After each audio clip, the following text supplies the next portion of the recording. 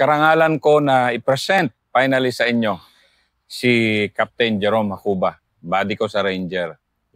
And nag-request ako sa kanya na ikwento niya yung kanyang buhay, ikwento niya yung insidente na nangyari sa kanya, and ikwento niya yung ano yung plano niya post-retirement para sa sarili niya at para sa mga kapwa niya na wounded soldiers. And karangalan ko to dahil may soft heart tayo lahat sa wounded soldiers, lalo na sa kanya na totally blind na. So, Jerome, Yes, sir. talang buhay mo, buddy. Magandang araw po sa ating lahat. Unang-una, sir, thank you for this opportunity na ma-interview po ninyo. Sa karangalan po na mabahagi po ang aking buhay sa inyong programa, sir. So, I'm Captain Jerome Hacuba of Philippine Army. Ako po ay taga Hitolio, Buena Vista, Guimaras.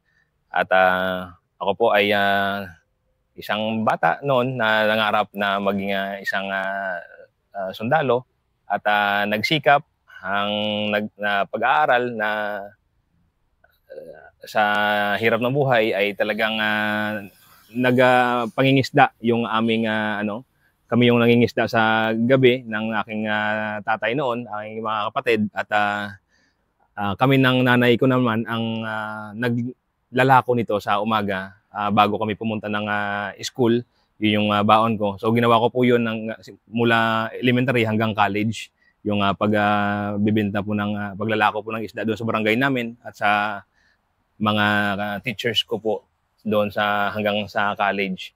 So sa biyaya po ng Panginoon ay nakatapak po ako ng college at ako po ay naging ROTC officer at naging corps commander po ako doon sa aming ROTC unit sa Guimaras State College pa noon, university na ngayon.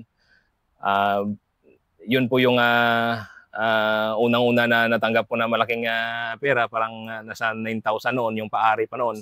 At nabilhan ko ang aking mga magulang ng mga groceries.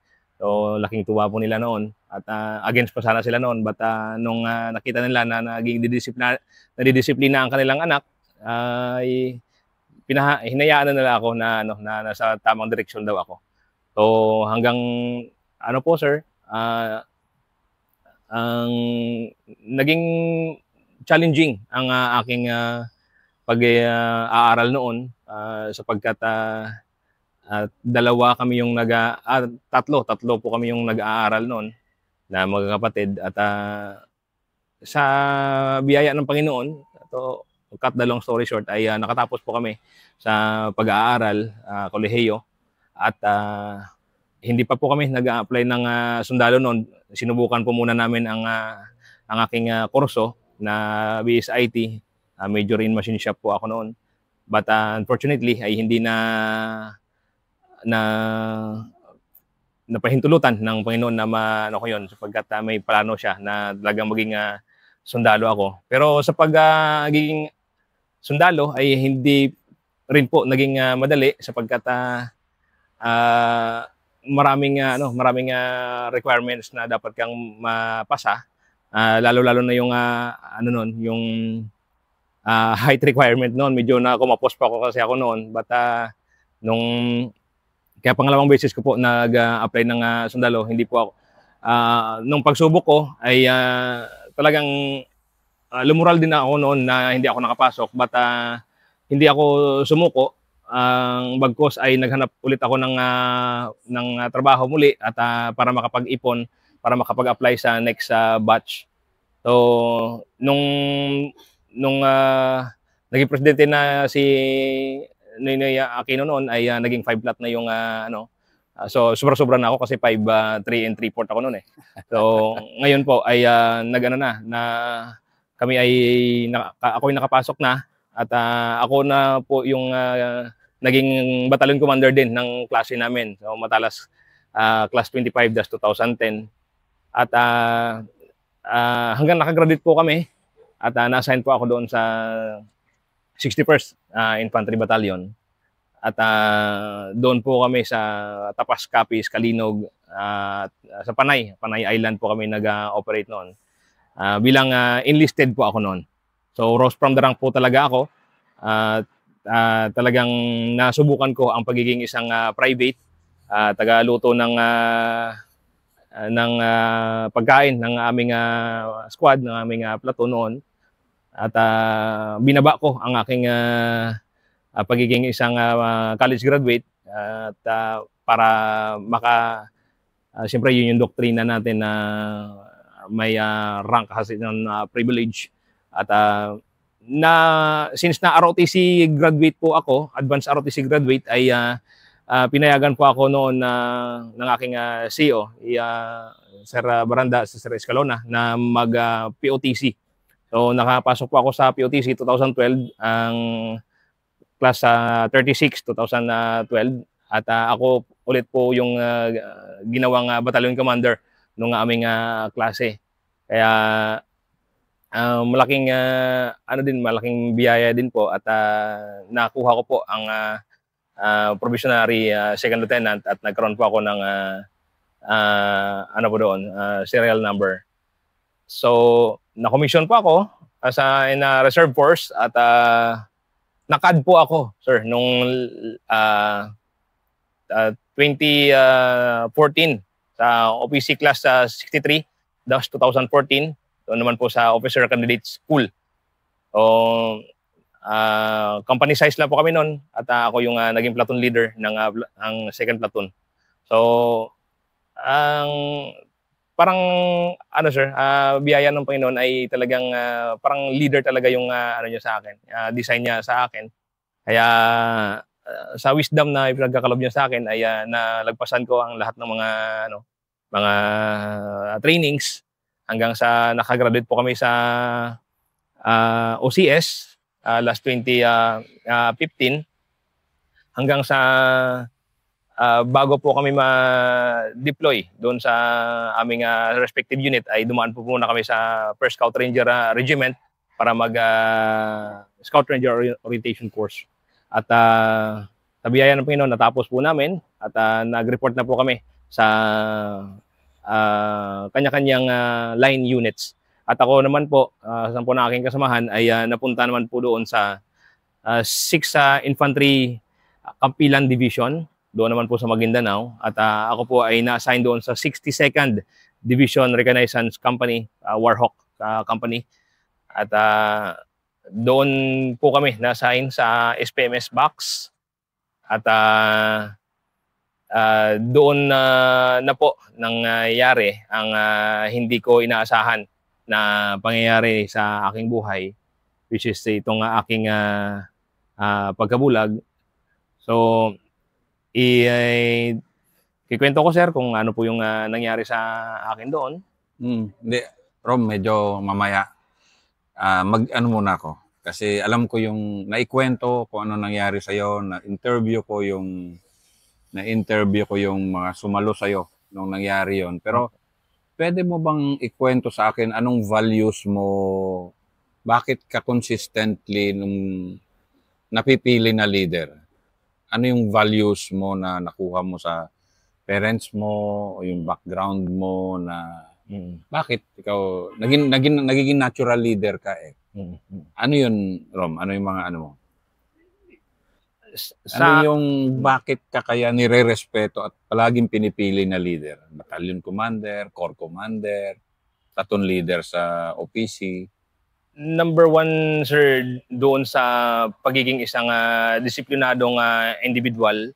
Kasi sa bahay pa lang namin, sa tahanan pa lang namin ay talagang dinidisiplina na kami ng aming mga magulang na yung obedience doon sa mga respeto doon sa mga magulang namin, doon namin na-instill at na-adapt na rin po namin. Kaya nung sa ROTC po kami ay follow lang din ako at nakita ng aking mga upper class noon na siguro na ito si Hakuba ay parang disiplinado at masunurin, madaling mabigyan ng instruction. So yun yung isa sa mga naging daan, sir, na mapili ako na sa leader. At Pangalawa, sir, yung pag magkomando ako, sir, yung sa boses ko ay yung voice command ko, sir, yung may dating talaga. Opo, sir. Yun yung isa sa mga nila kasi ang yun lahat, sir, pinakommand ko muna kami doon sa 3rd Infantry Superhead Division na sino yung ROTC graduate dito. So nag-raise up ako ng hand. O sige, mag-command kayo. Pag command noon, 5 kami yung nag-raise ng hand. Sa 5 kami, ako yung medyo yung boses, medyo buo at may talaga may yung command, yung preparatory and command of execution talagang may dating, sir, kung baga. Kaya ganun din po nangyari sa POTC na pinakommand din kami noon ni Sir Mitran ay talagang gadaguhob kung subaga sa Ilonggo. Gadaguhob ang buong ARISCOM sa pag-command ko noon. Kaya siguro napili din po ako ng aming commandant noon to lead the class. So actually naging presidente din ako, sir, nung battalion commander / president ako nung aming CS. Opo. So ano yun, Rob? Kasi ngayon palabas ka ng serbisyo after many years and magli-lead ka, you're leading another group, this time ng wounded soldiers. Kaya ako tinatanong yung leadership mo kasi what impresses people kasi sa atin, lalo na sa atin sa military, yung ganon na leadership, parang natural kasi sa atin. Pero sa'yo kasi medyo mas angat ka dahil napipili ka consistently. Ano yung sa background mo, lalo na yung sabi mo medyo mahirap ang buhay, yung nakatulong sa'yo na maging leader? Yung sir, actually, yung puso, sir. The willingness to serve. Kasi sa amin pa lang, sir, yung mga magulang namin, talagang matulungin na, alam mo yung hindi na kailangang utusan o hindi na kailangang lapitan pa. Pagka makita nila na nangangailangan, talagang kahit na isubo na nila, ay ibibigay pa. Bibigay pa sa iba. Kaya yung heart mo doon to serve ay nandoon, sir, Kasi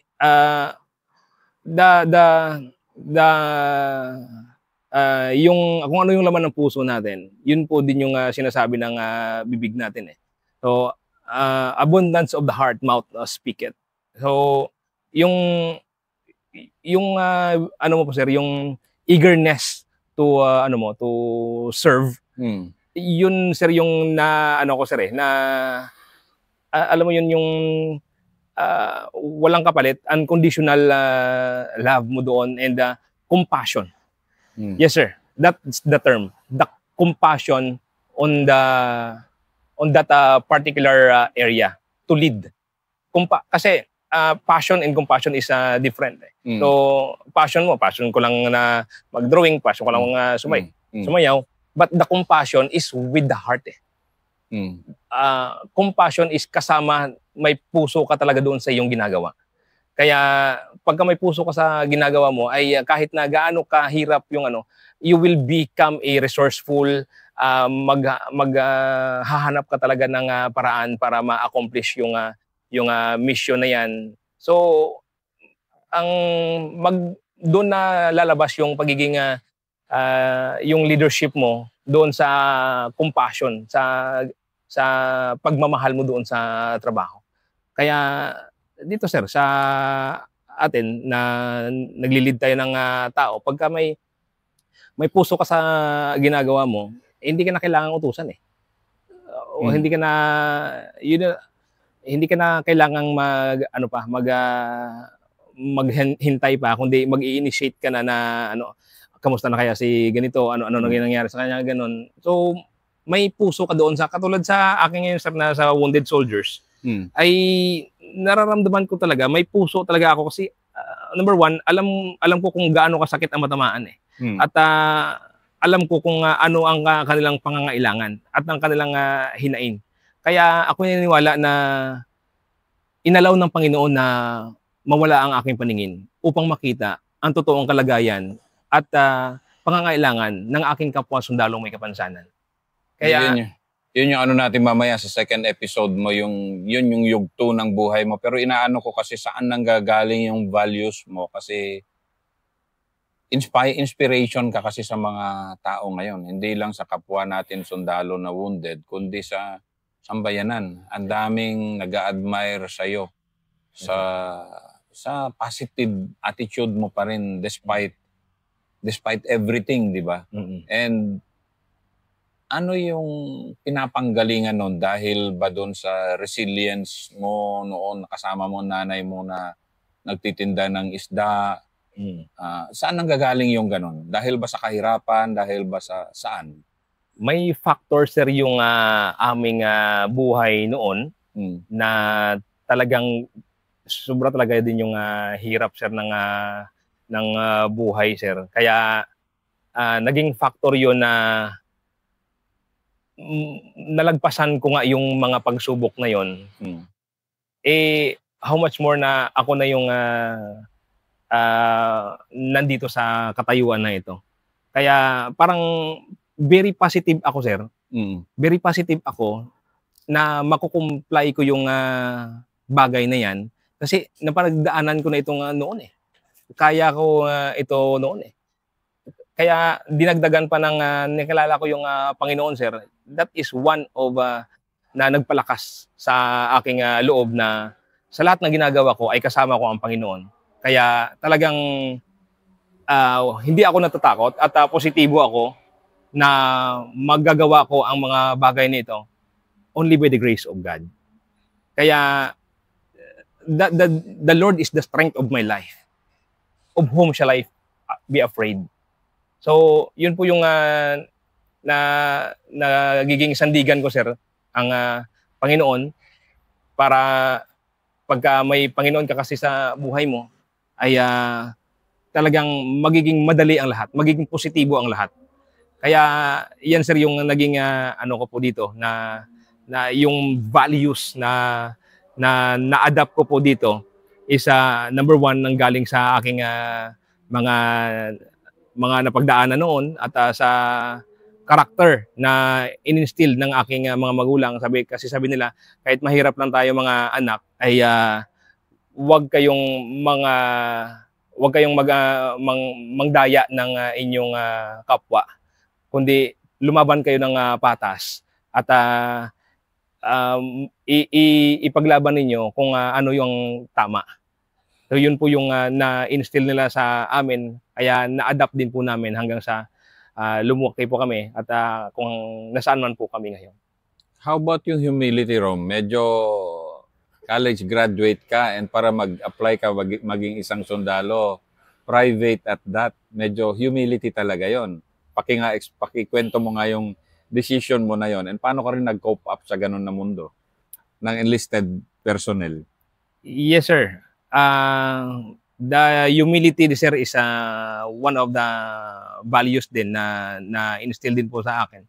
Na kahit na ROTC, advanced ROTC graduate ako at 4-year course graduate ako at mataas yung napag-aralan ko kaysa doon sa mga naabutan ko sa squad, kahit na mga high school graduate na sila doon, ay talagang binaba ko yung yung aking sarili sapagkat ako'y na doctrine natin na yung seniority at saka yung RHIP or yung rank has its privilege. At kaya yun po, sir, yung yung humility doon sa aking mga kasamahan ay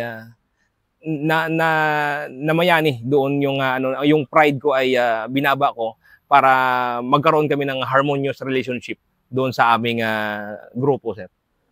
Kasi medyo yung humility sa atin, kung hindi natural yung humility mo, hindi mo na ma-fake yan, lalo na sa military, di ba? Yes, exactly. Dahil talagang utos-utusan ka. Opo. I mean, you will have to swallow your pride. Pero ginawa mo rin yon na college graduate ka na, ginawa mo rin yon just for your ambition din, for your to serve the nation. Nung nagsundalo ka pala, Rom, ano ang main objective mo nun? To get a job, to serve our country, or both? Yung akin sir, both siya but na mayani sir yung yung service. Kasi doon pa lang sa nag-CAT kami at nag-ROTC ay nandoon na sir yung public service eh. Nandoon na po yung na mag-serve talaga ako sa bayan in a unconditional way. Kaya sumunod na lang yung kung yung permanent job, sumunod na po yun eh. But the service itself and the patriotism natin sa ating bayan ay yun po sir yung na-instill din po sa amin doon. Actually the ROTC, napakalaking yung ROTC, na-mold talaga po ako doon sa ROTC to serve our country.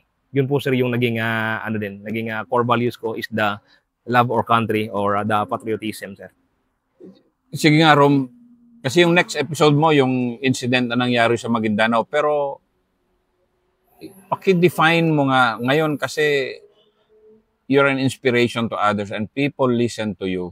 Paki-define mo nga ang mga love of country, service, at patriotism in your own terms. Ano ba itong tatlo na to na ini-encourage nga natin lahat ngayon na magkaroon ng patriotism, love of country, and may deep sense of service eh.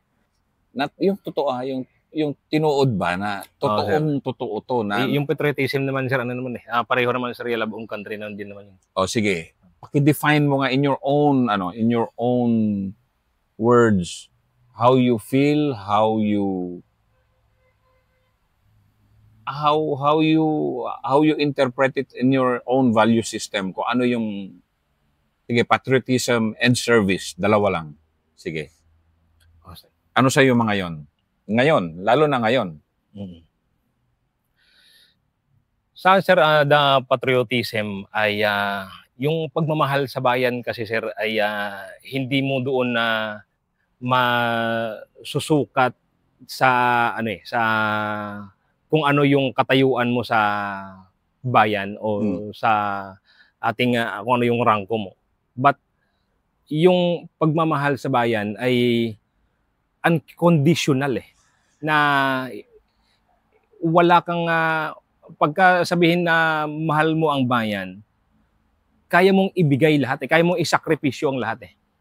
You should sacrifice even your family, even your lives.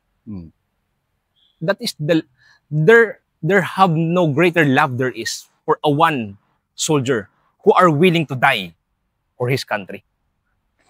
Yun po sir yung doon na love of country. Katulad ni Jesus Christ na namatay siya sa cross. Yun, that is the ultimate sacrifice dahil mahal tayo ng Panginoon. Kaya nagpakamatay siya doon sa cross para mabayaran ang ating kasalanan. So yun po yung yung patriotism for me is that you are willing to give what you have, even your lives. And the service, ang service naman po ay yung pagserbisyo natin sa bayan ay ito naman po yung para sa akin, ito po yung serbisyo na hindi ka naghihintay ng kapalit. Kasi if you are serving people and you are aftering the rewards, hindi yan serbisyo.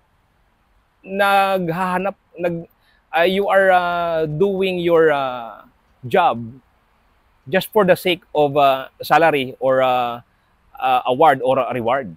But ang serbisyo ay gawin mo lang ang trabaho mo ng buong puso, reward will follow. Reward will follow kung ginagawa mo heartily. Yung iyong ginagawa ay mas marami kang ma-accomplish eh. Mag-overtime ka pa, kung ano pa yung magiging resourceful ka pa. Hindi ka lang wala man bond paper dito, wag na tayo mag-print. Hindi ka man lang mag-initiate na kahit mag-ano ka pa diyan eh, mag-abono ka pa diyan eh. Kasi yung service is mahal mo eh. So you should look for a way to accomplish that mission or any job that you have tasked for. So ngayon po the service para po sa akin ay serve the country unconditionally and reward will follow. Makikita yan po ng ating mga subordinates or ng kung sino man yung sinisilbihan natin kaya gaya po sa atin sa Armed Forces. Kagaya ko po. Yung pagdating mo, ganito, nung pagdating mo ng 6ID, napunta ka ng 60-second, and alam ko yung hirap ng 60-second. Yes, sir. Yung second episode mo, yung incident, pero ito muna yung buhay muna ng second lieutenant, pagpasok mo ng 60-second, 62nd Division Recon Company. Ano yung mga yan? Walang ginawa kundi maghabol ng kaaway at ipadala kung saan may gulo. Yes, sir. Gaano mo na-appreciate nung unang mga araw mo, buwan mo doon, yung service na sinasabi mo at patriotism? Pagdating mo sa unit. Pagdating ko po, sir, sa 62nd Division Reconnaissance Company ng 6th Infantry Kampilan Division, ay doon ko po nakita, sir, yung mga sundalo na alam mo po yung serbisyo na nila na hindi nila iniinda na kung ano yung ano na doon, yung maaabutan nila doon sa area na kasi pagka pasok namin sa area, hindi namin alam kung makakalabas pa kaming buhay So, true. True talaga. Lalo na sa area nyo. And yung pinakamadelikado doon, sir, na at ayaw ng lahat ng mga sundalo, yung improvised explosive device or yung IED. Na talagang yun po yung pinaka worst na kalaban doon. Kaya to whom it may concern talaga pagka masabugan ka ng IED doon. Kaya but the troops, talagang makikita mo, sir, na masasabi mo na talaga itong sundalong ito gustong umuwi na buhay sa kanilang pamilya. Pero tanggap nila na yung danger and risk. Kasi galing ako doon, Barangay T, kung saan ka na-wounded. Yes, sir. Natadtad ng landmine. At sa second episode, ikakwento mo yung pangyari. Pero alam ko gaano kadelikado doon. And yung sundalo natin, lalo na ikaw, tenyente noon, in and out. Kalakasan pa kasi noon Yes, sir. Nung panahon nyo. Yes, sir. And alam ko yung danger talaga na gano'n. Pero you accepted that. Yes, sir. Wholeheartedly. Alam ko, sir, na maraming IED doon. Alam ko na posible na umuwi ako dito na tuwid na yung tuhod ko. Alam ko na may pwedeng mangyari sa akin dito anytime. But wholeheartedly, pumasok pa rin ako sa area for the sake na maproteksyonan natin ng ating mamamayang Pilipino na naghahangad ng mapayapang Pilipinas. Kaya kahit na gaano kadelikado, kahit nakapalit pa nito ay ang parte ng aming katawan o ang buhay man namin, but sa pangalan ng pagsisilbi sa ating inang bayan at ang mga Pilipino ang nagpapasahod sa atin, ay ginagampanan po namin ang aming tungkulin bilang isang sundalo. Kaya nung nung natamaan nga ako, grabe yung hinagpis ng mga tropa ko kasi talagang